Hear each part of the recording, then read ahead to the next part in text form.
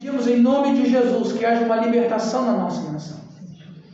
Que o Senhor Deus permita que a gente possa ter a nossa vida normalizada, sem as pessoas viverem com esse medo, Senhor. As pessoas cativas do medo. Em nome de Jesus, permita que até o final desse ano a nossa nação seja liberta, Senhor. Amém. Por favor, abençoe então esses que estão hospitalizados, que haja cura, espírito de cura, venham sobre eles, ó Deus. Espírito de paz, venha sobre as famílias deles, ó Pai. Abençoe a nossa aula, abençoe a nossa manhã, que possa ser produtiva e que eu possa trazer frutos para a nossa vida, em nome de Jesus. Amém. Muito bem. Nós vamos começar com 1 Pedro. E 1 Pedro é uma carta muito interessante, porque ele escreve aproximadamente no ano 64, e é uma carta que é tão interessante, porque a carta que ele escreve, ela é destinada para praticamente quase toda a Ásia Menor. Nós temos ali o relato de 1 Pedro, capítulo 1, quando ele fala que está escrevendo para forasteiros da dispersão do Ponto, Galácia, Capadócia, Ásia e Bitínia. O interessante é que quando ele está abordando essas pessoas, a gente vai observar que ele escreve essa carta para os que estão dispersos ou pessoas que estão em rota de fuga. Não, Anno Domini. Aí eu mudei um pouco, coloquei latim para ficar mais chique. Para o português é descer, mas para nós que somos acadêmicos, vamos usar a língua técnica, né? AD, Anno Domini. Então, assim, essa turma está fugindo. Ela está fugindo porque há uma perseguição.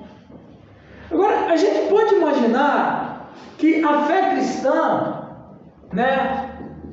A fé cristã, ela é uma fé nova no mundo, porque as pessoas até então viviam vamos dizer, geralmente as pessoas dizem que, ou os estudiosos dizem que a cultura antiga era politeísta, mas politeísmo, o que significa politeísmo? Vários deuses, né? Eles adoram vários deuses.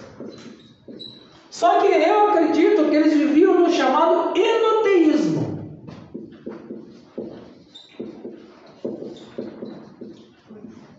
O que é enoteísmo? Enoteísmo é a crença em vários deuses, tendo um Deus principal. Como se politeísmo fosse isso aqui, ó. Vamos dizer aqui, ó. Um Deus aqui, um Deus aqui, um Deus aqui. O enoteísmo era mais ou menos aqui, ó. Um Deus aqui e os outros deuses aqui. Entenderam? Você pega a cultura grega, você tem... Qual é o deus principal da cultura grega? Zeus. Aí você tem Zeus, aí você tem os outros deuses menores. Você pega a cultura nórdica, você tem Odin, aí você tem os outros deuses menores. Então, o Egito é a mesma coisa. Você tem Ra, e depois você tem outros deuses. Então, o panteão de deuses da antiguidade, eles tendem mais para um enoteísmo do que para um politeísmo.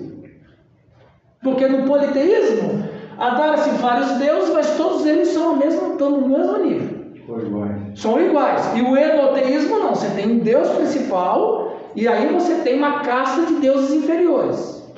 Então, você entender que a fé cristã, ela se acotovela no mundo onde espiritualmente praticava adoração a vários deuses, ia ser muito difícil foi difícil a fé cristã achar o seu lugar no espaço. Claro que ia ter contradição. E mais ainda, a gente vai observar que a fé cristã, hoje a fé cristã está sistematizada, você tem pastores, tem teólogos, nós temos todo um material teológico feito, temos as epístolas, e depois nós tivemos um período que se chamou patrística, não é? Da patrística, na época dos pais da igreja, os mestres, que teologizaram a fé cristã, que organizaram tudo aquilo que a gente acredita hoje nas nossas igrejas, nossas confissões de fé, pecado original, pecado atual, trindade, sagradas escrituras, norma de fé e prática, tudo isso são herança dessa turma da patrística, que começou aproximadamente no ano mais tardio, ano do século II, e ela teve uma duração até mais ou menos século VIII. Então nós temos aí vários séculos de patrística e tal. Mas quando você fala de fé cristã no século I, nós estamos falando de uma fé que chega no mundo onde encontra dificuldade. Vocês estão entendendo? Claro que vai ter controvérsia, vai ter ações contrárias. E por que a fé cristã ela vai ter contrariedade? Porque a fé cristã, diferente do politeísmo e do enoteísmo, qual é a base principal da fé cristã? Monoteísmo. O problema então não era a fé cristã por ser diferente das outras, mas era que a fé cristã não aceitava outros deuses, eles só aceitam Jesus. Mas você está numa cultura enoteísta, onde você tem que adorar todos os deuses para não deixar ninguém desagradado, não vai ter espaço. Jesus era só mais um. Jesus, você pode adorar Jesus, não tem problema, nós também vamos adorar o seu Deus, mas vocês têm que adorar os nossos, porque se você não adorar um dos nossos, os nossos vão ficar. Inclusive, isso aí é uma coisa muito clara, quando a gente estuda a antiguidade e estuda religiões antigas, você vai perceber que todos os deuses, seja do panteão nórdico, do panteão romano, do panteão grego, do panteão egípcio, todos eles eram vaidosos. Todos. Tinha o ciúme. Então, tá vendo? Ele adora mais do que você. Isso dentro da cultura. Claro que a gente sabe que os deuses não existem, mas dentro da cultura eles existiam. Não existiam de fato, mas existiam na narrativa. E a expressão deles seria umas coisas da natureza, né? Já que teve Sim. falta de chuva ou excesso. Exatamente. Deus. Isso. Então, quer dizer, o cristão chega e diz, não tem nada disso aí, só tem um e não vamos dar só um, ia dar confusão. Então, esses cristãos que Pedro está escrevendo, são cristãos que estão sofrendo perseguição e por isso que estão se dispersando. Só que tem outro detalhe, como eu acabei de falar, a fé cristã era muito nova, e não tinha uma teologia, e não tinha uns líderes. Você imagina, vamos dizer que eu sou um missionário, eu sou Pedro, eu estou evangelizando, vocês tudo pagão. Vocês são tudo pagão, e eu estou evangelizando vocês, aí vocês convertem. Vocês convertem, que maravilha, glória a Deus, aleluia. Bom, eu não posso ficar com vocês, porque eu tenho que continuar pregando o evangelho. Ô, Giovanni, você vai ser o pastor dessa turma. Aí tá bom. O que você vai ensinar? As igrejas eram assim. Eles pregavam o evangelho. Agora vocês se viram aí, porque eu tenho que ir para frente. Imagina, se hoje você ficar uma igreja sem pastor um mês, às vezes as coisas já descambam. Então a situação era complicada, e os apóstolos vão escrevendo suas epístolas. Ok. Então aí tem uma turma que está fugindo por causa da perseguição, tem muita gente morrendo. E o que acontece com essa turma da dispersão? Essa turma da dispersão formada de gentios e judeus. O que eles fazem? Eles estão fugindo. Porém, como tem muita gente morrendo, eles estão pensando assim: será que vale a pena ser cristão? Não vale. Não vale a pena ser cristão. Porque ser cristão é sinal de morte. Sofrimento. É sofrimento, é agonia. Não dá para ser cristão. Então o que acontece? Alguns estavam querendo voltar para o... Quem era gentil? Queria voltar para o paganismo, porque pelo menos lá a gente não sofre. E os judeus queriam voltar para Moisés, porque também não sofre. Então a gente tem duas classes de pessoas na igreja que querem voltar para suas velhas vidas, porque não aguentam mais o sofrimento, não querem morrer mais. E Pedro escreve essa sua primeira carta dizendo: não façam isso. Ok? Os judeus querendo voltar. Os judeus querendo voltar para Moisés, para o judaísmo, para as leis mosaicas, e os gentios querendo voltar para o seu paganismo. Eu acho que vão voltar a adorar Apolo, porque pelo menos. Amor, esse outro canecão tá legal? Daqui a pouco ele. Não, ele vai fazendo barulho. Já está escrevendo ainda, né? Sim, mas tá gridinho os ouvidos. Vamos ler 1 Pedro capítulo 1, versículo 3 em diante. Vamos ler versículo 3 a 6 para começar. Pastora, por favor, pode ler para nós. Bendito Deus e Pai de nosso Senhor Jesus Cristo, que segundo a sua muita misericórdia nos regenerou para uma viva esperança, mediante a ressurreição de Jesus Cristo dentre os mortos. Pausa, preste atenção. Olha como que Pedro está escrevendo de forma provocativa essa carta para esses irmãos. Ok? Com essas informações que eu dei para vocês, agora vocês imaginam como que essa carta chegou. Hã? Exatamente. Porque daí ele já começa falando de quê? Da ressurreição de Jesus. Ou seja, tem gente morrendo, mas calma, porque o nosso Senhor ressuscitou. Então ele já começa na jugular. Esperança. Ele já começa falando de esperança e começa falando de ressurreição, que é para a turma ficar consolada e se fortalecer. Continua, pastor. Para uma herança incorruptível, sem mácula, imarcível, reservada nos céus para vós outros. Aqui é meio... Continua? Sim, até o 7. Não, até o 6. Até o 6, tá? Que sois guardados pelo poder de Deus mediante a fé, para a salvação preparada para revelar-se no último tempo. Nisto exultais, embora no presente por breve tempo, se necessário, sejais contristados por várias provações. Exatamente. Então é o seguinte, veja, uma coisa bonita em Pedro, ele não nega o fato que está acontecendo uma tragédia. Ele não minimiza. Deixe de ser bobo, vocês são tudo frescura. Ele não minimiza o fato de que tem gente morrendo. Mas o que Pedro faz? Eu sei que a situação é grave, eu sei que a situação é complicada, mas temos um Deus que venceu a morte. E só por esse fato de que temos um Deus que venceu a morte, já deve servir de força para nós.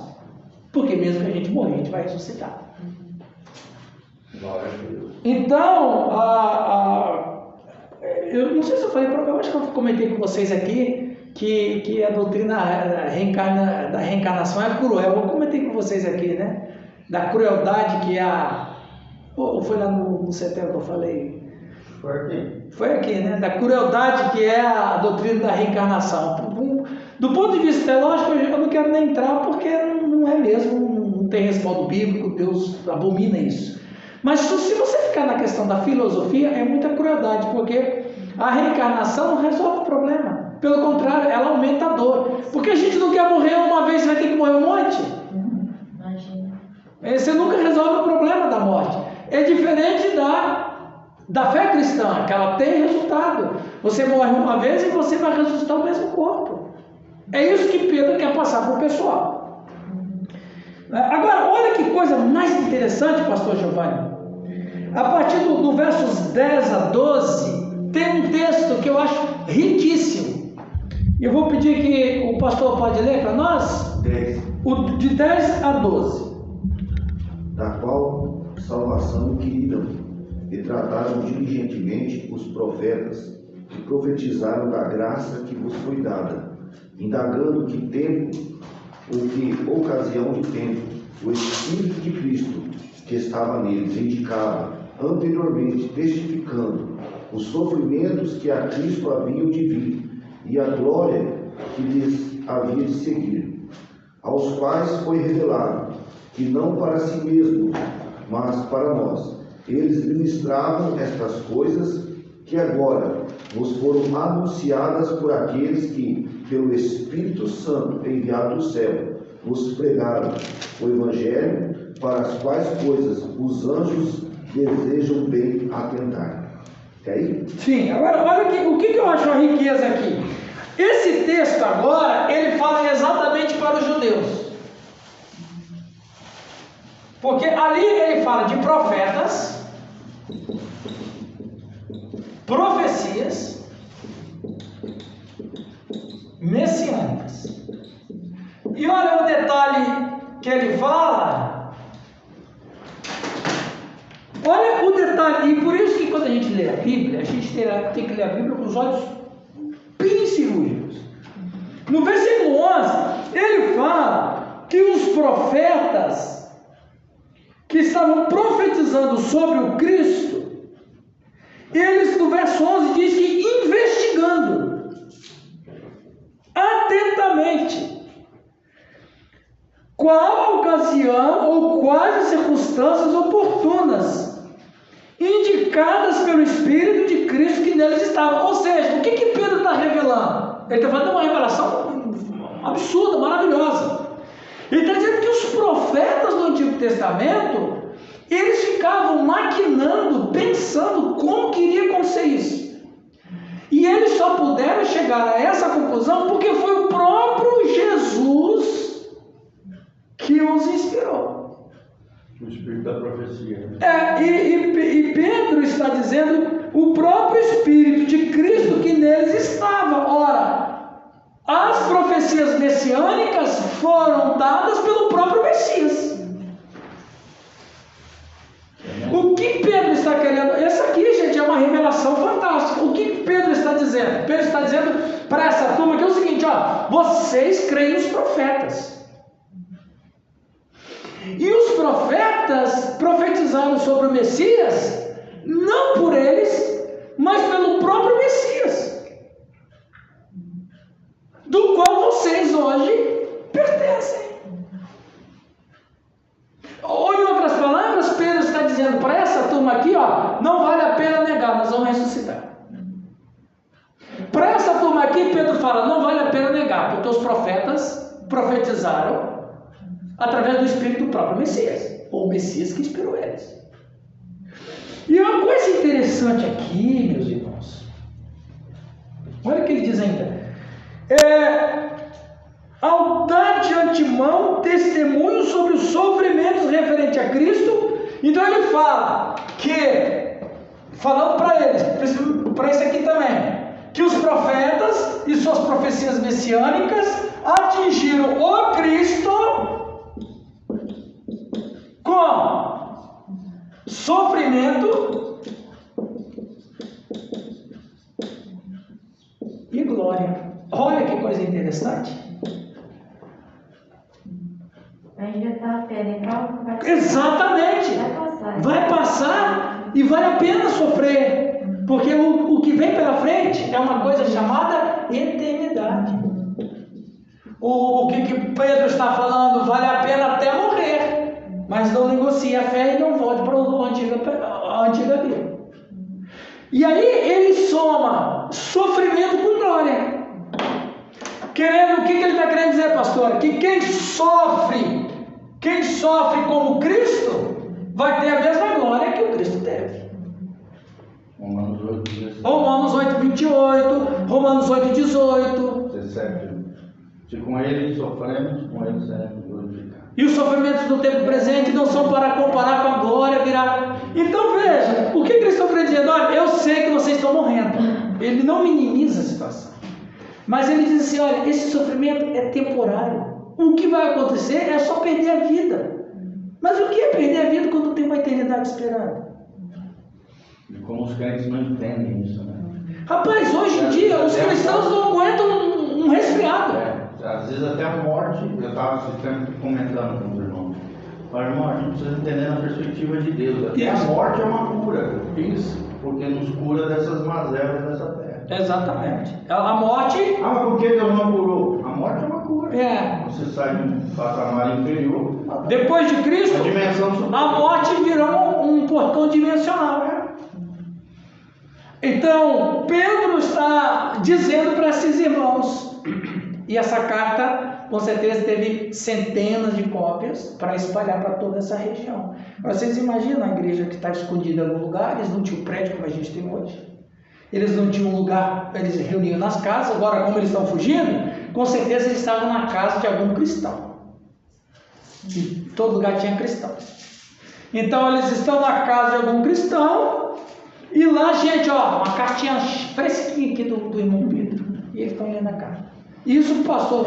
Eu acredito que essa carta teve muito resultado. Olha nós aqui.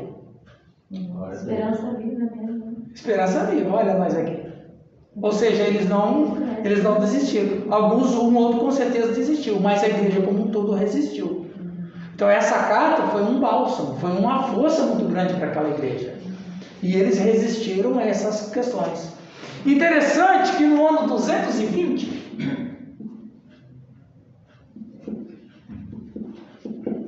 Justino, ou Marte, que apelido,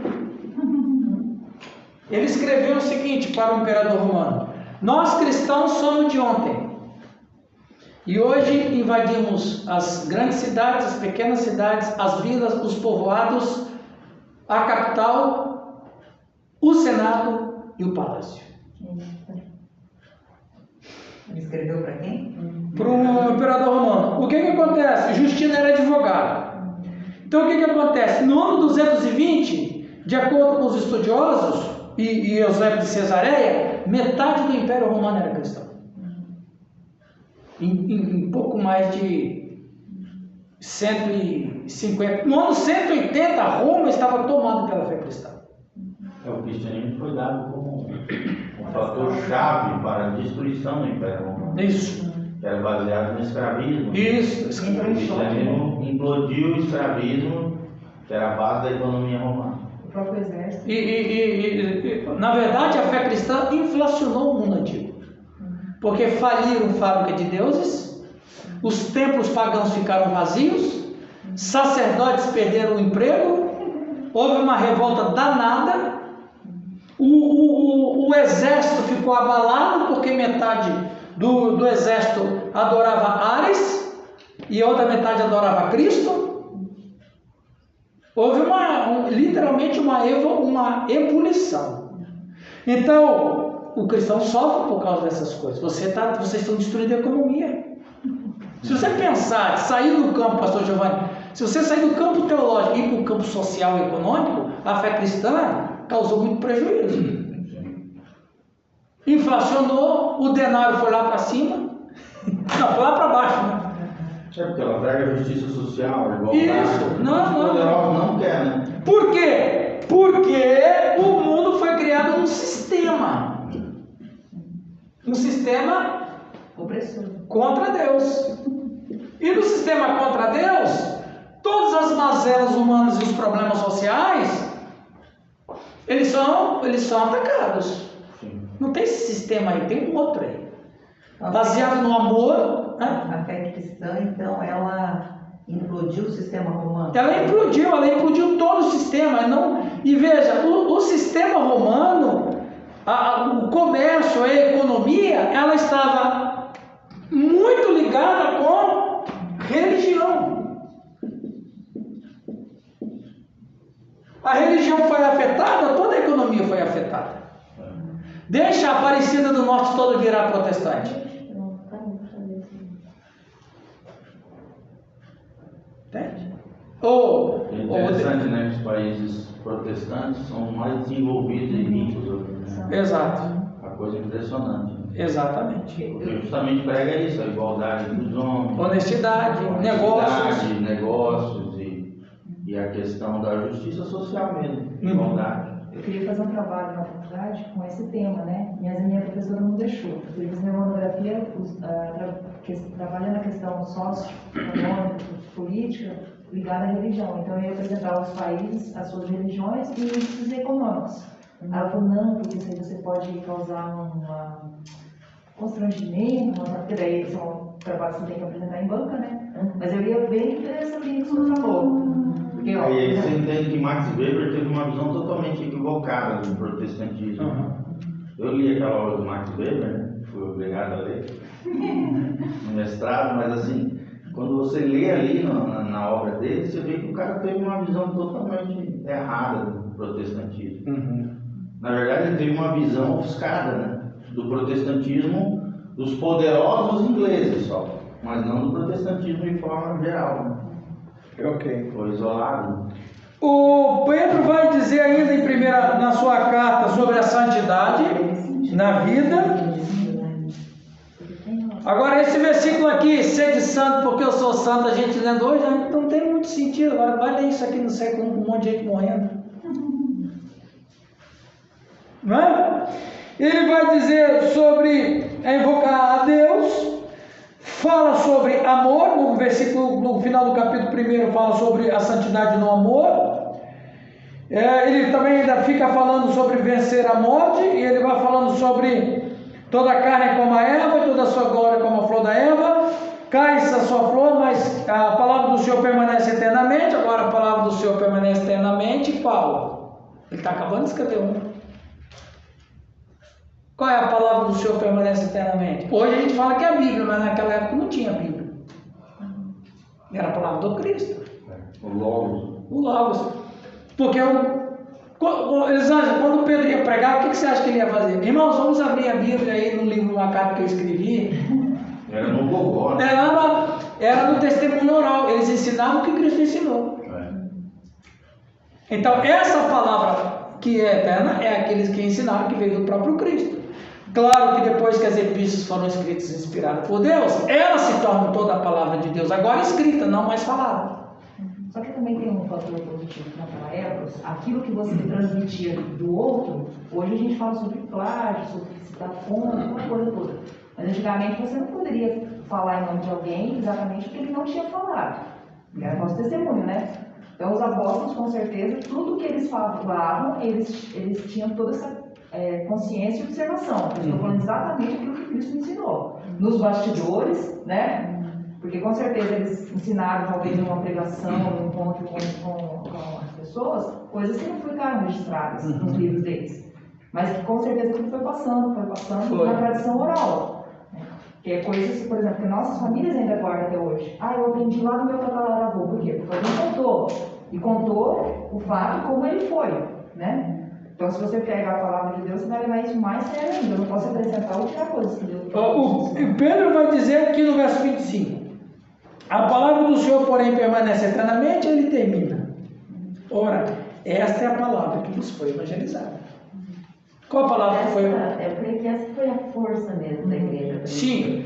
Porque não era só palavra, era vida. Era vida. Então eles testemunhavam, cada cristão era um testemunho. Você pode imaginar um impacto? Eles eram, não tinha. Você pode imaginar um impacto? Uma autenticidade. O impacto de você ouvir uma pessoa que andou com Cristo? Nossa. Meu Deus. Veja. Estou passando aqui. João foi o último apóstolo vivo. João tinha um discípulo. Lembra do nome do discípulo de João? Marcos. Não. O Marcos era de Pedro. Ele teve um discípulo, Policarpo. Mas não é o pai. Um dos pais dele. Né? João teve um discípulo, Policarpo. Inclusive, Policarpo morre com 80 anos. Nossa, Morre com 80 anos e morre mártir. Policarpo tem um discípulo chamado Irineu.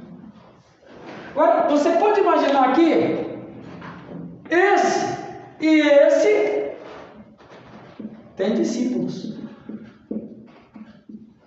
Ele era chamado do pai da Ásia, pai dos cristãos. E esse tem discípulos. Você pode imaginar aqui, gente, João, Cristo era o mestre dele. Cristo. Então, observa aqui, ó. Cristo tem um discípulo chamado João. Seja bem-vinda. João andou com Cristo. João tem um discípulo, Policarpo. Policarpo é discípulo de um homem que andou com Cristo. Policarpo tem um discípulo, Irineu. Irineu é um discípulo de um discípulo de um discípulo que andou com Cristo. Isso aqui foi quente nos primeiros 300 anos. Ou seja, o que manteve toda essa fé cristã em pé era essa corrente de discípulos e discípulos e discípulos. E agora você imagina, por exemplo, eu tive um professor no curso que eu faço de pós, em Campinas. O meu professor do meu curso foi aluno de Rusto Gonzalez. Nossa. Rusto Gonzalez, para quem não sabe, é um dos caras mais lidos em todas as faculdades do mundo inteiro. E ele tem uma enciclopédia sobre a história da igreja, que são chamada a era dos gigantes, a era dos altos ideais, a era do sofrimento, ele tem 7 volumes aí de enciclopédia do cara. Ele é referência absoluta em história da igreja. O pastor Giovanni conhece a obra de Rusto Gonzalez. E eu sou aluno do cara que estudou com ele. Agora você imagina um cara que andou com Cristo, pô. Bebeu da fonte. Agora vocês imaginam quantos detalhes eles não perguntam? Vem cá, como é que ele era? Como é que ele descascava a maçã? Ele era canhoto ou destro?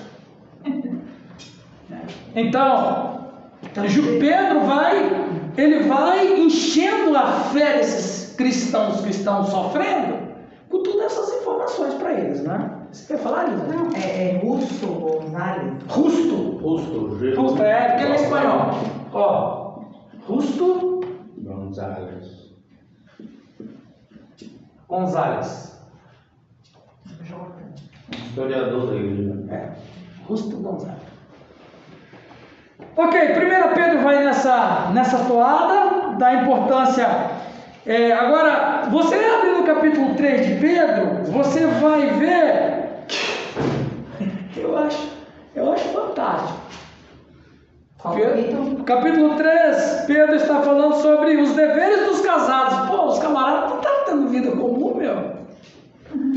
Os caras estão pisando na bola, fugindo para não ser morto. E Paulo falando, não, os maridos têm que amar as esposas. Pô, mas numa situação normal, tudo bem, mas olha que coisa interessante. O que Pedro está querendo fazer com isso aqui? Ele está querendo também, em relação a dar esse ensinamento cristão, está querendo fazer eles lembrar o seguinte: mesmo sofrendo, a vida cristã continua. Quem está casado tem que ter uma vida de casado. Mesmo debaixo de sofrimento, nada muda. Conselhos práticos, né? Está dando conselhos práticos. Conselhos práticos, porque era uma cultura diferente. Sim. E de repente ele tem que dizer assim, ó, o padrão cristão é esse. Né? Você tem que seguir esse aqui. O que estiver fora disso aqui é paganismo. Sim. E outra coisa, era comum na época a poligamia. Sim. Então, mas o enfoque que eu quero dar é o seguinte: Pedro escreve como se eles estivessem tendo vidas normais. Eles não estavam tendo vidas normais. Os caras estavam fugindo para não morrer. Em outras palavras, ele quer dizer o seguinte: mesmo fugindo, mesmo para não morrer, o cristão tem que continuar com a sua vida comum. Suas responsabilidades. Aí, ele no capítulo 3 vai falar sobre isso. Ainda no capítulo 3 ele fala sobre o amor fraternal, sede misericordiosos, humildes, não pagando mal por mal, ou injúria por injúria, antes pelo contrário, bem dizendo. Quer dizer, o cara quer me matar, como é que eu vou bem dizer um infeliz desse? Ele vai falando, no versículo 11, a parte se o mal pratica o que é bom, busca a paz e empenhe-se por alcançá-la. Então, são conselhos da vida prática para quem está fugindo para não morrer. O que Pedro está querendo dizer é exatamente isso. Vocês precisam continuar a vida comum. No capítulo 4 ele vai falar sobre a morte para o pecado. Ele fala deveres dos crentes uns para com os outros, sede mutuamente hospitaleiro. Claro, a hospitalidade naquela situação devia acontecer mesmo. Porque eles estavam recebendo cristãos. Quando a gente fala assim, pastor Giovanni, que a gente tem que ser hospitaleiro hoje, tudo bem, eu vou ficar na casa do pastor Giovanni. Mas você falar ser hospitaleiro nessa situação, significava que você estava cometendo alta traição com o império. Você está sendo cúmplice. Como é que você está recebendo um refugiado na tua casa? Se você recebe um refugiado na tua casa, você compactua com o crime dele. Ser hospitaleiro em 1 Pedro era uma coisa complicada. Mas aí ele fala que ele tem que ser hospitaleiro, mesmo que você morra também. Servir uns aos outros conforme o dom que recebeu, como bons despenseiros da multiforme graça de Deus. Ou seja, recebe os irmãos aí. E não deixe de fazer culto não, continue fazendo culto.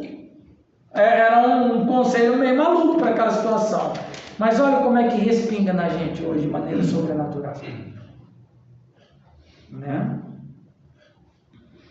Ele vai falando em 1 Pedro capítulo 5, ele dá uma chamada nos pastores, pastoreai o rebanho de Deus que há entre vós, não por constrangimento, mas espontaneamente, como Deus quer, nem por sorte da ganância, mas de boa vontade, não como dominadores. Então, ele está apresentando para os pastores daquelas igrejas, por isso que ele usa o termo no plural, para pastores, aquelas igrejas, daquelas dispersões, daquela dispersão, naquelas regiões ali. Alguma pergunta, alguma palavra? Frase forte essa aqui, né?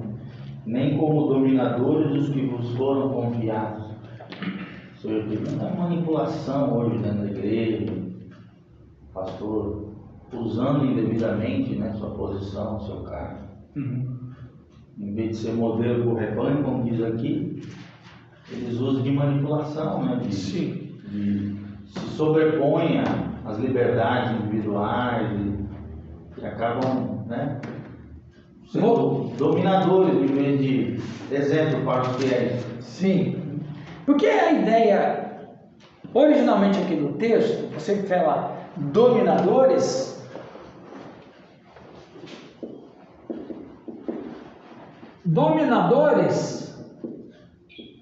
ele está fazendo referência a quem? César. Ou, em outras palavras, alguns pastores estavam transformando a igreja no seu reino pessoal, no seu reino particular. César é o dono do império, vocês só pertencem a mim.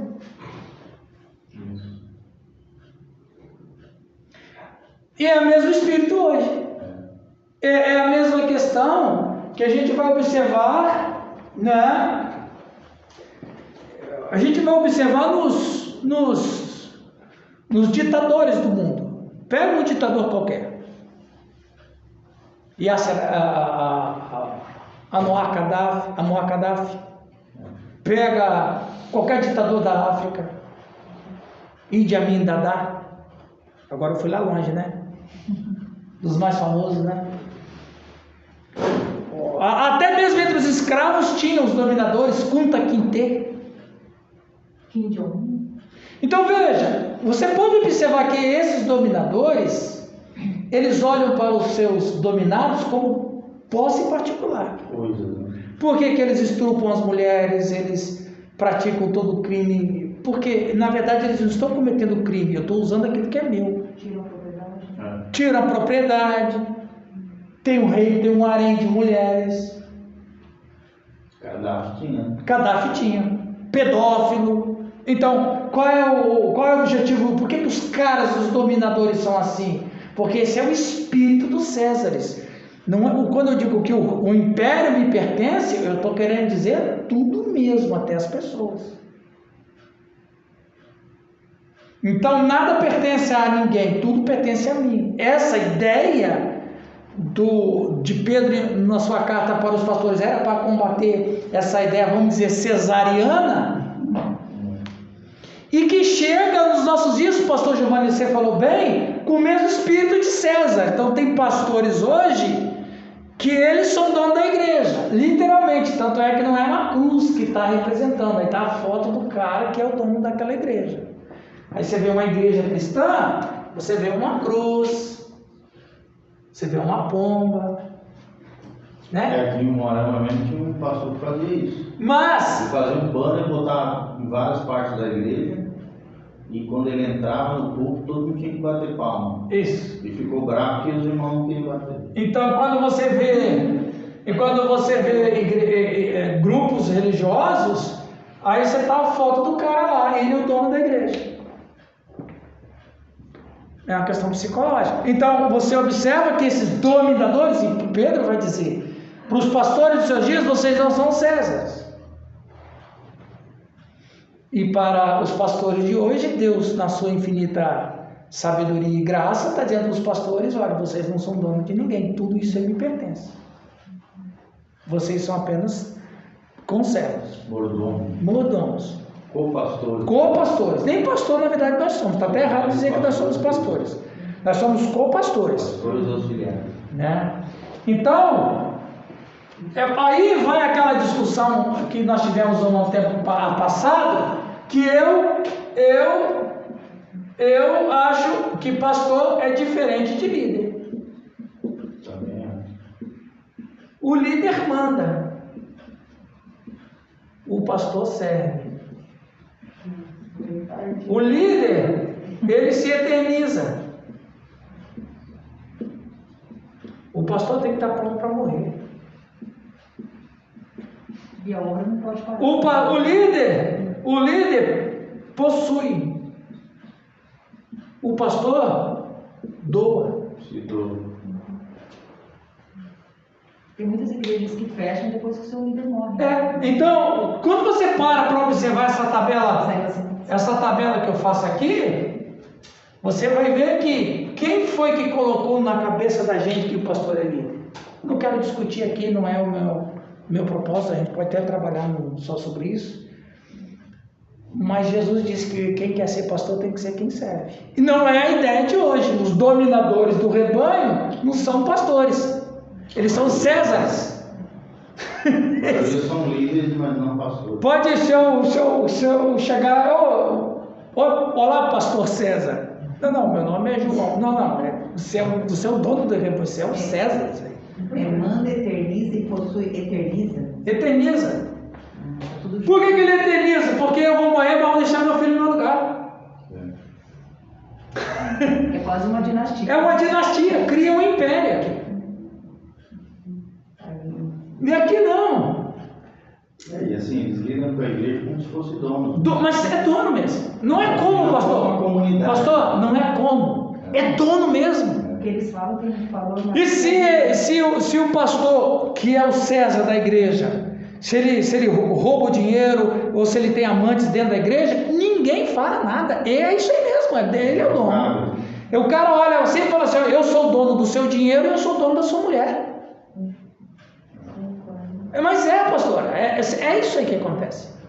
Pastor, Tantos casos, meu Deus, que acontece na nossa nação. é uma fraqueza, então, no ser humano dele de se deixar ser escravo, porque hoje nós temos um mundo livre, né? E a gente vê rebanho, né? Para ele é escravo de homem. Escravo, exatamente. É um regime escravocrata. É isso mesmo, pastor. É uma deficiência do ser humano. Essa maldade. É a busca de querer ser protegido por alguém, mesmo que seja escravo. Mesmo que seja escravo. Mas quem quer ser escravo, ele tem um problema que se chama... Baixa estima? Não, é um problema psicossomático. Porque alguém permite ser manipulado. Tem um filósofo francês que diz que o ser humano tem tendência e adora ser subjugado. Não é absurdo. Por quê? Respeita aquele que subjuga. Porque nessa subjugação ele se sente protegido, guardado, Mesmo que seja alimentado, mesmo que eu me seja escravo. Isso é uma Mesmo que ilusão. não é protegido, né? Não Seja é. traficante de drogas. Você vê, nas É o desejo de se pertencer a uma tribo, como foi lá. Ok, meus irmãos. Ok, 1 Pedro, beleza? Vamos adiante, mas já são quase 10 horas. Em 2 Pedro, ele vai na mesma toada, que ele vai escrever mais uma carta com esse objetivo. Vamos ali na página 67. Página 67. Pedro vai na mesma toada com um acréscimo ao gnosticismo.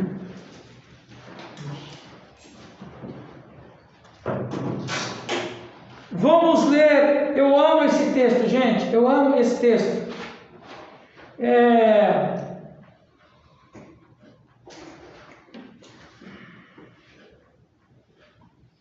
Tá, vamos ler aqui na apostila, 2 Pedro.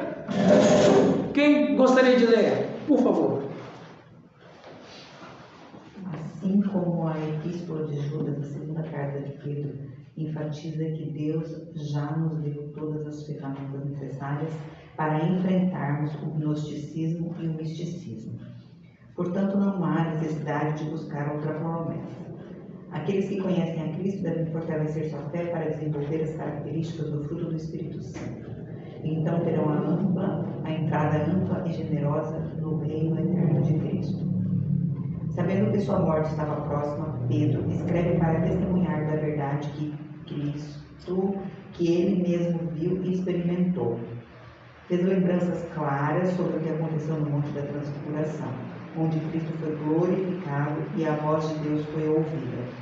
Mas deixou seus leitores cientes de que há uma profecia mais clara que esta, que não foi produzida por vontade humana, mas os homens santos de Deus falaram inspirados pelo Espírito Santo. Proposta da epístola, pastora, lê para nós, por favor. A heresia atacada não era o tipo a seta de gnosticismo, como sucedeu em Colossos, mas a variedade libertina de gnosticismo. Os gnósticos criam que um dos propósitos do processo do sistema do mundo visa destruir o corpo, que é a sede do princípio do pecado, porquanto corpo imaterial e toda a matéria seria inerentemente má. Segundo eles, podiam ser libertinos sem sofrer qualquer dano no espírito. Isso. Eu quero dar uma rápida palavra sobre o gnosticismo, porque vai ser a mesma questão que a gente vai falar em 1 João. O gnosticismo Vou começar aqui.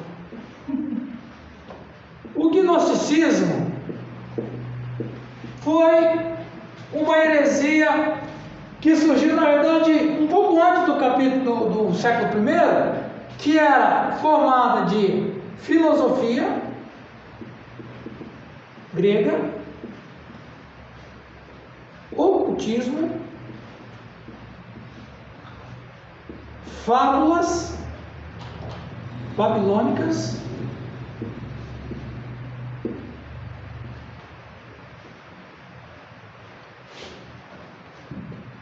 lendas pagãs.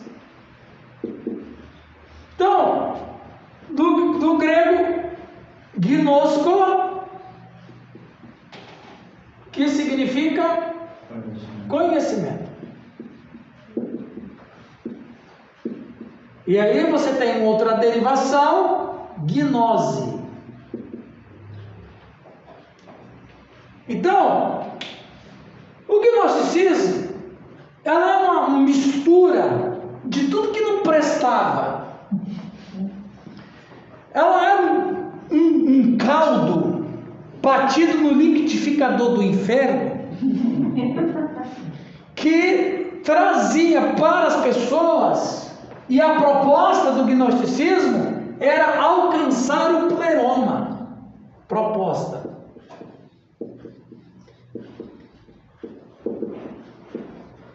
Alcançar o pleroma, que era um lugar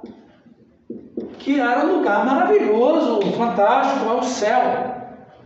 Então veja, o gnosticismo, que ensinava a gnose, inclusive a gnose existe até hoje, e ela até hoje ela está nesse ramo na filosofia. A gnose é uma filosofia e existe até hoje. Então, o gnosticismo, eu vou aqui falar em rápido as palavras, porque a gente precisa de uma palestra só falando do Só gnosticismo. um pouquinho. O pleroma Era o lugar perfeito. Então veja, o gnosticismo ensinava o seguinte: todo mundo tem que alcançar o pleroma. No caso do pleroma, confundia com o céu cristão.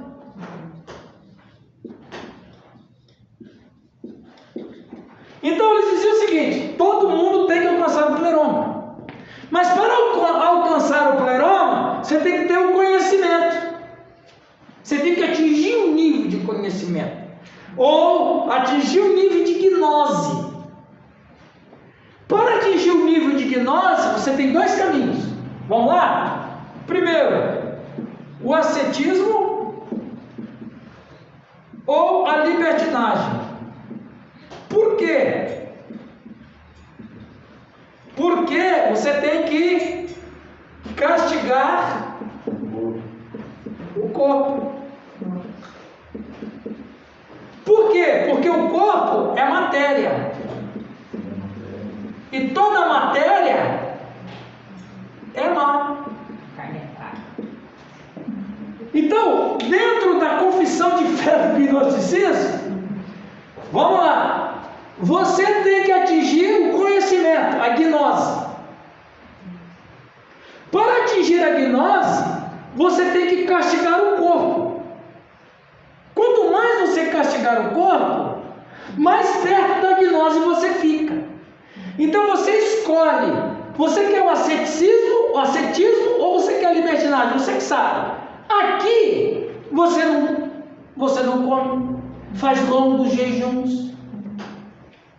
Aqui você pode castigar o teu corpo, se mutilar, você não pode beber, não pode ter relação sexual. É ser uma seta, é ser uma pessoa fora do mundo. Ele passa longos períodos de jejum, e ele não come nem bebe, ele não tem relação sexual, ele castiga o corpo o máximo que ele pode. Aí, pastor, quanto mais você castigar o corpo, mais perto da gnose você vai chegar. Quanto mais perto da gnose você chegar, mais perto do pleroma você fica. Ou também, você quer também ser um libertino. Aí é o contrário do ascetismo. Aí você pode comer, beber. Vocês sabiam que os gnósticos, principalmente nas festas romanas, eles tinham um lugar chamado vomitório? Prepare-se. Não, é cultura. O que eles faziam no vomitório? Eles comiam e bebiam, até não aguentar mais. Aí eles iam lá no vomitório, tinha uma pena de pavão, várias penas de pavão, ele provocava, isso aí é o primórdio da bulimia, né? O camarada provocava o vômito com a pena de pavão. A pena de pavão é uma coisa chique. Provocava, aí ele vomitava toda a comida e bebida para poder voltar e comer de novo. É isso que os apóstolos vão dizer glutonaria, né? Isso é glutonaria. É o cara não aguentar mais, ele pratica o vômito para poder voltar e comer e beber outra vez, lá no vomitório. Então e aí tinha sexo desenfreado, e aí tinha comida e bebida desenfreada. Por quê? Porque eu estou fazendo o quê? Estou castigando o corpo. Quanto mais eu castigar o corpo, eu alcanço o pleroma. Só que daí, dentro dessa perspectiva, pecado não existe. Nada é pecado. Nada é pecado, porque isso aqui não é pecado.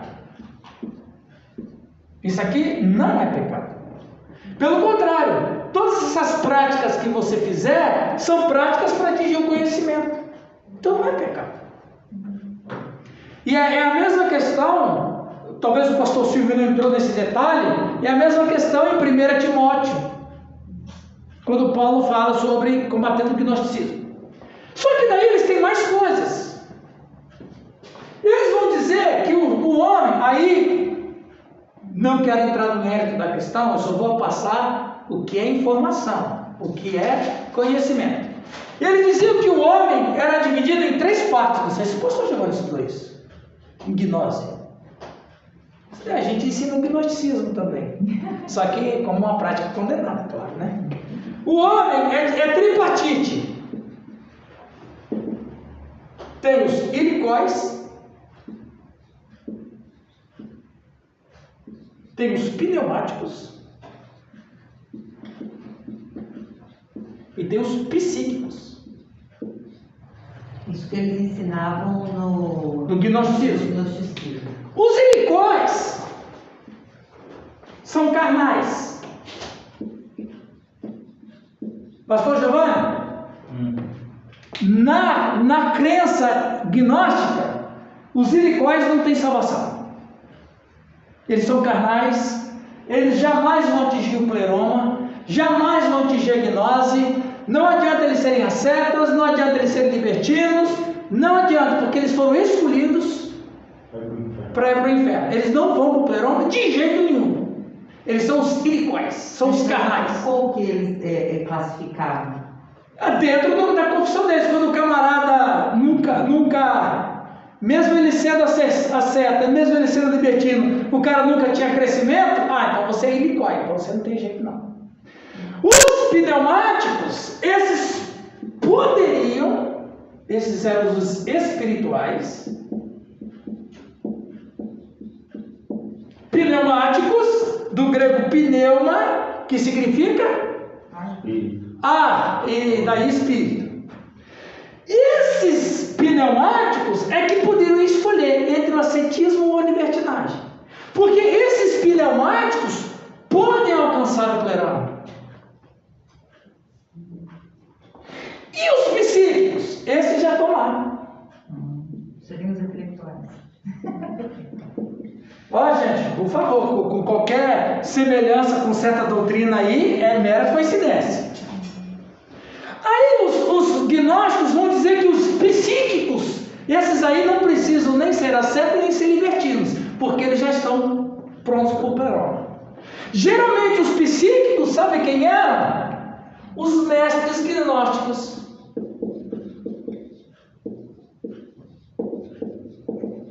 Eles olhavam para Pedro e falavam: olha aí o psíquico. Olhavam para Paulo e diziam: olha aí o psíquico. E Cristo? Os gnósticos acreditavam no aeons. Você também presente na filosofia, né? Muito. Anjos intermediadores. Os psíquicos eram esses aeons? Não, isso aqui é outra coisa. Ah, tá, já me confundi. Os mestres gnósticos. Os psíquicos, tá, entre os psíquicos tem os escolhidos e os mestres. Não. Os psíquicos já eram os escolhidos por pleroma. E eles estavam na categoria de mestres. Tá. Os aeons seria a parte espiritual. Os aeons eram anjos intermediários. Por quê? Porque o Deus maravilhoso é santo. Aí tá certo, né? Só que daí, esse Deus santo não pode ter contato com o homem. Porque o homem é pecador, ele é matéria. O homem é... acreditar em Deus? Claro que acreditar. Só que é um Deus diferente. Só que o Deus não da Bíblia, né? Então o que acontece? Falso. Como Deus é santo, não pode ter contato com o mundo, porque o mundo é matéria, porque o mundo, de acordo com o gnóstico, foi criado. O mundo foi criado pelo demiurgo. Quem é o demiurgo? É um artesão. A palavra demiurgo é artesão. Então, o mundo foi criado pelo demiurgo, que é um Deus inferior. Sabe quem é esse Deus inferior? O Deus do Antigo Testamento.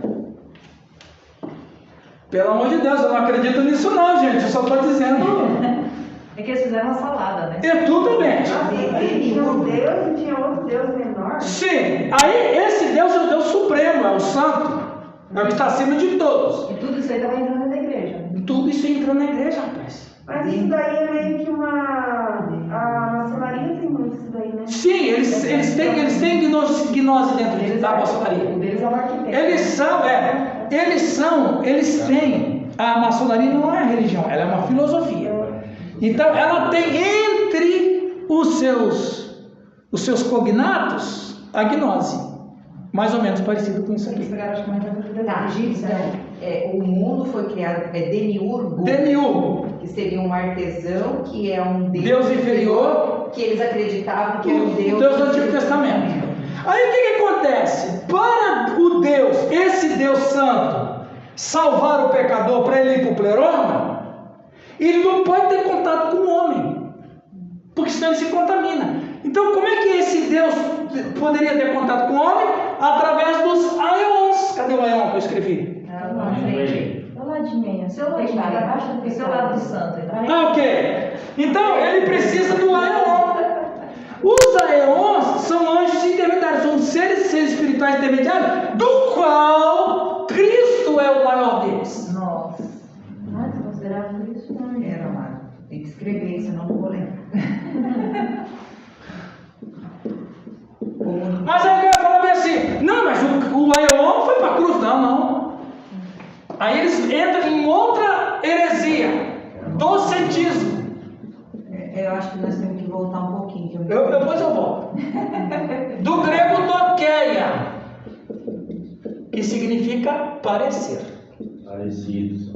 Então, o que eles falavam? Olha que doutrina mais legal. Não quer tipo. Muito crédito. Mas aqui, ó. A base dele. A base aqui, ó. O que você acha? Você tem isso aqui como base de uma doutrina? Vai virar isso aí mesmo, né? Era salgado mesmo. Tudo bem, eu não estou perdendo tempo com isso aqui não, porque isso aqui a gente vai ver em 1 João. Ele perpassa várias cartas. Várias cartas. 1 Timóteo, 1 Pedro, 2 Pedro, Colossenses, Gálatas, isso aqui. Então veja. Era a grande problemática do cristianismo. Era o grande... Gente, a maior praga da igreja não foi o capeta. E muito menos o Império Romano. Não foi o Império Romano que destruiu a igreja. O que estava destruindo a igreja era o gnosticismo. Era uma van. O judaísmo. Tinha coisas judaicas aqui. Então veja, eu estou com a confissão de fé aqui deles. Então Cristo, não, mas o Cristo morreu na cruz, não. Ele parecia um homem, ele não era homem. Ele parecia, por isso que Paulo vai dizer em Timóteo, Cristo Jesus homem. O intermediário entre Deus e os homens. Por quê? Fazendo um contraponto com o gnosticismo. Né? Então, você observa toda essa confissão de fé gnóstica, isso tudo, como a Janisley falou, isso tudo estava sendo citado na igreja. Coitados dos apóstolos, né? Para bater de frente contra tudo isso aí. Sim! Porque a base que eles tinham ali eram coisas que eram ensinadas há séculos. Sim! Aí Precisava vir na contramão. Pedro vai começar a combater o gnosticismo. Em segunda, interessante, só para você ver que coisa interessante, quando Paulo vai debater contra o gnosticismo, ele diz que nós estamos pleno conhecimento de Jesus Cristo, não é isso? Pleno conhecimento é uma palavra muito repetida nas epístolas de Paulo. Pleno conhecimento no grego é epignose. É uma gnose superior. Exatamente. Epignose é um conhecimento superior. Por isso que tem sentido lá que o meu povo se perde por falta de conhecimento, está mais ou menos relacionado a isso? Se eu não tenho conhecimento de Deus, eu posso... Não nesse sentido, porque esse sentido aqui é para combater a heresia gnóstica. Então, quando Paulo fala assim que nós temos a epignose, ele combate porque a gnose é só gnose. A epignose, a fé cristã, é epignose. E aqui não é fé cristã, é só gnose. Então, a gnose trabalha só com conhecimento. E a epignose trabalha com conhecimento superior. Quem é o conhecimento superior? Cristo. Como se Paulo estivesse dizendo assim, ó, se você conhecer Cristo, Você você teve um conhecimento superior. Aí você já pode ir para o céu. É estratégia. Então, quer dizer, não é ter a gnose para você alcançar o céu. É você ter a epignose para alcançar o céu. E a epignose, você não precisa de nada desse mundo. Você só precisa crer no Cristo. Então, os discípulos, mais especificamente, Paulo, Pedro e João. Paulo, Pedro e João, Eles combatem o gnosticismo frontalmente. Aí você vai ver em 2 Pedro, no versículo 16. Viu, gente? Eu dei uma aula rápida de gnosticismo aqui, tá? Pastor, mas isso aí tudo, como a irmã falou, já estava dentro da igreja. Estava dentro da igreja. Por conta daquilo que o senhor falou, que o Pedro veio ali, formou a igreja e deixava alguém cuidar. Exatamente. Não estava preparado. Aí o mestre gnóstico chegou, porque a fé cristã trabalha no campo místico. Sim. E eles também trabalham no campo místico. Aí, ó, juntou a fome com a vontade de comer. Não, pode, pastor, pode deixar que eu vou cuidar de vocês, tá? Eu sou mestre gnóstico. Você conhece pouco, pastor, mas deixa aqui, eu vou ser pastor. É isso que está acontecendo. E nos dias de hoje? Enganavam. Entraria como? Dentro das igrejas. Hoje o gnosticismo entraria de que forma? O gnosticismo, na verdade, As heresias. exatamente, vamos ver aqui, ó. Não é que eu esteja falando da instituição, pelo amor de Deus. Aqui na academia a gente pode questionar ideologia, nunca a instituição. Mas dentro do credo católico romano está impregnado de gnosticismo. Sim.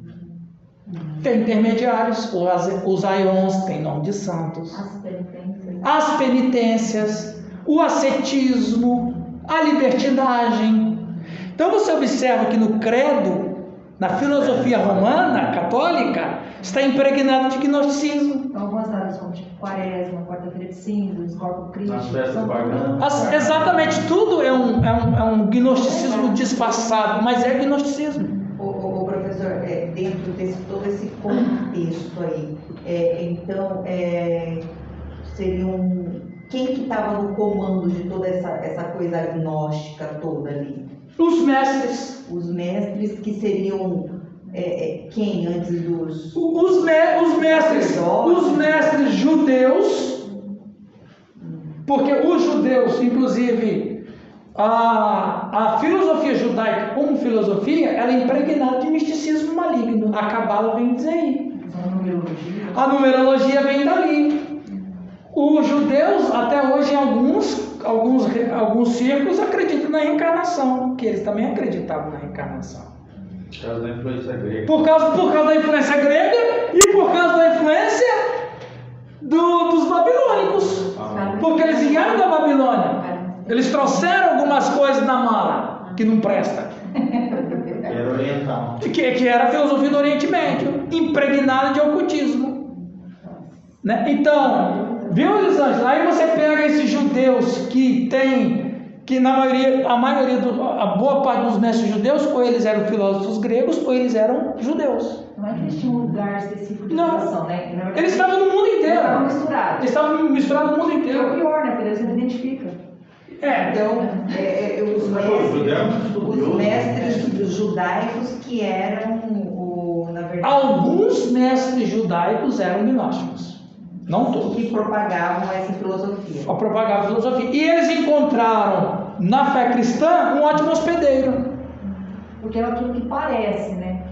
Se eu trago alguma ideia que parece que é de Deus, aí as pessoas às vezes compram o produto. É um genérico. Exatamente.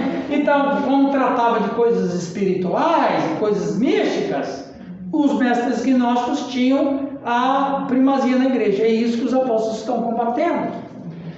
Vamos ler ali, primeira... Um exemplo que tu falou é Spinoza, né? Baruch Spinoza. Baruch Spinoza. Judeu, influenciado pelo misticismo, esoterismo e até doutrinas orientais. Sim. Acabou se perdendo, foi até expulso. Ele se tornou o quê? E hoje se tornou um dos maiores filósofos. O que ele era, pastor Giovanni? Panteísta. Se transformou em panteísta. Que é filosofia oriental. Que é daqui, ó. Você pega isso aqui, ó. Você pega essa salada do inferno aqui. Começou bem, mas terminou mal. Né?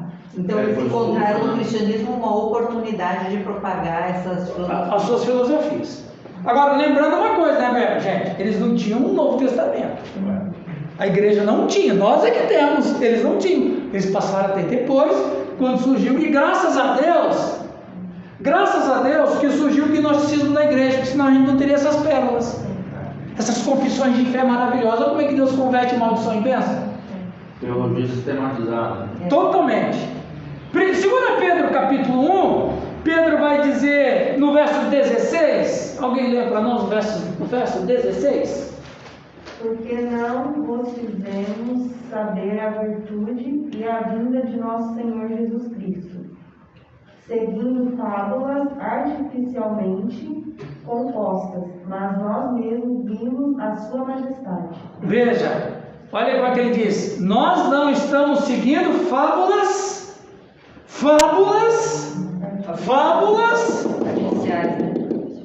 artificiais, com o gnosticismo. Ele está combatendo claramente o gnosticismo, porque nós fomos testemunhas oculares, ou seja, Cristo não era um aion. Um aion não se vê, é um anjo, é um ser espiritual. Ele comeu, ele Exatamente. deixou tocar. No capítulo 2, nós não vamos ler tudo, vamos ler um pouco, né? Vamos ler do verso 1, aí vocês vão ver. Aí, pastora, quando você ler 2 Pedro 2, você nunca mais vai ler com os mesmos olhos. Com certeza, já aqui a gente já vai tendo outra. Aí eu estava imaginando aqui, né? Porque você vê muito essa influência gnóstica ali em Santa Catarina, né? Muito. Rio Grande do Sul também.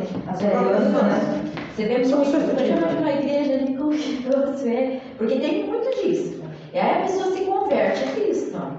Mas aí, por isso que era essa problemática toda, porque eles se convertiam ao cristianismo. Sim. Mas eles tinham toda uma trajetória ali. Eles tinham uma E história. aí tinha a pessoa que estava ali, foi embora. Missionário, converteu, tchau. Tchau. E quem ficava ali também tinha essas influências. Sim. Então isso começou a se proliferar normalmente mesmo. Sim, foi como um vírus Eu aí. conheço aquele que eu sei que começou a acelerar.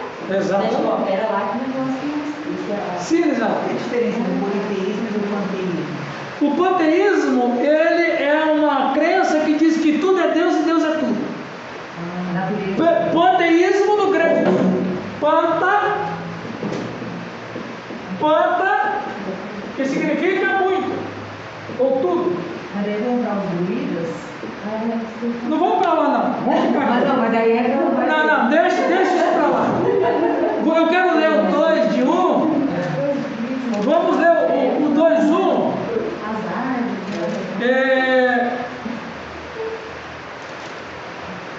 Vamos ler 1 e 2 para começar.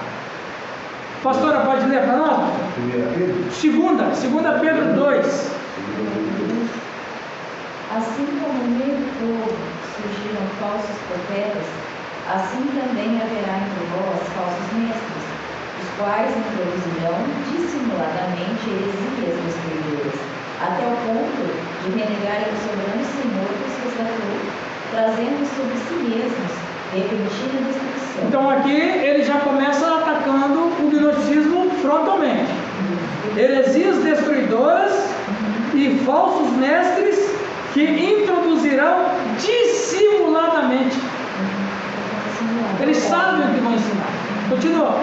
E muitos seguirão as suas práticas libertinosas, e por causa deles será infamado o caminho da verdade. Exatamente. Também movidos por avareza farão comércio de vós, com palavras fictícias, para eles seguires lavado a longo tempo não tarda, e a sua destruição não demora. Exatamente, ou seja, os mestres gnósticos serão destruídos por Deus, eles vão pagar lá o preço. Ainda no capítulo 2, versículo. Pois é, cara.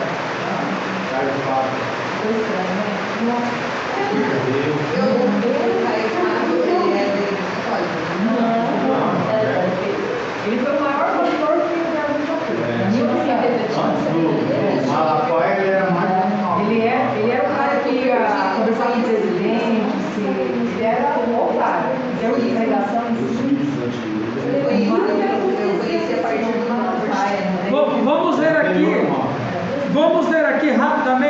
para a gente tomar um café. O interessante que o nome da igreja dele é o Caminho da Verdade. Misericórdia. Pastor Giovanni, leia aí para nós. Igreja do Caminho. Igreja do Caminho. Do capítulo 2 ainda, leia para nós, versos 10 em diante um pouquinho. Especialmente aqueles que, seguindo a carne, andam em imundas paixões e menosprezam qualquer governo, atrevidos, arrogantes, não temem difamar autoridades superiores, ao passo que anjos, embora maiores em força e poder, não proferem contra elas juízo infamante na presença do Senhor.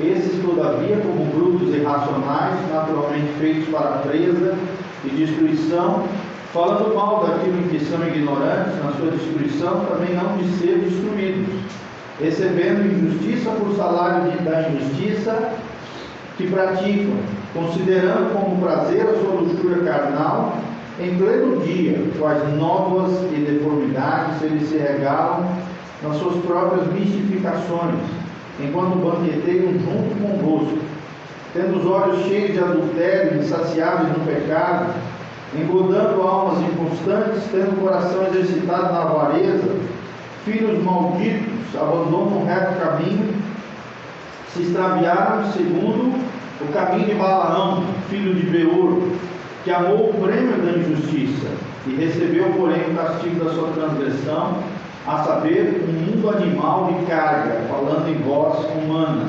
refreou a insensatez do profeta. Esses tais são como fontes sem água, como névoas impelidas por temporal. Para eles está reservada a negridão das trevas, porquanto, proferindo palavras jactanciosas de vaidade, engodam com paixões carnais por suas libertinagens aqueles que estavam prestes a fugir dos que andam no erro, prometendo-lhes liberdade quando eles mesmos são escravos da corrupção, pois aquele que é vencido fica escravo do vencedor. Portanto, se depois de terem escapado das contaminações do mundo, mediante o conhecimento do Senhor e Salvador Jesus Cristo, se deixam enredar de novo e são vencidos, tornou-se o seu último estado pior que o primeiro, pois melhor lhes fora nunca tivesse conhecido o caminho da justiça, do que após conhecê-lo, volverem para trás, apartando-se do santo mandamento que lhes fora dado. Veja, que palavras duras Pedro fala com os mestres gnósticos e quem está ouvindo eles. Olha, então volta para o seu próprio ponto, ele vai bem ali, mano. Ele vai, e ele usa porque na verdade, viu, pastora? É um ditado baixo. É um ditado baixo. É para colocar bem o dedo na fila. Exatamente, ele não é um ditado baixo. Sabe aquele ditado que só fica na boca de gente baixa? Ele está usando isso aí. Porque, deixa eu ver se você vai entender bem. É como um cão que volta para o seu... É uma coisa nojenta, asquerosa, anti-humana. É para provocar mesmo. É para provocar. Ele quer colocar assim, ó, antes vocês não conheciam a Cristo. Mas Cristo revelado